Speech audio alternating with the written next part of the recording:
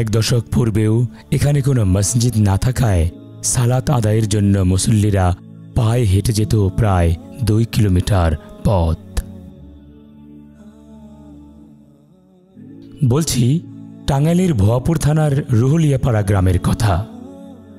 4 বছর পূর্বে আব্দুস সালাম সাহেব সামর্থ্য অনুযায়ী 5% জমির উপর টিন আর বাঁশ দিয়ে গড়ে তোলেন আব্দুস সালাম জামে মসজিদ।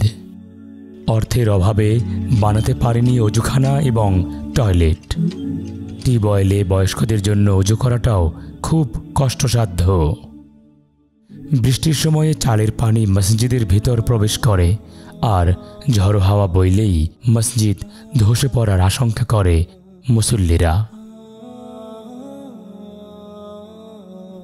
তারপরেও স্রষ্টার দরবারে সিজদাহ দেওয়ার জন্য মুসল্লিরা ছুটে আসে এই দুর্বল অবকাঠামোয় গড়া মসজিদে।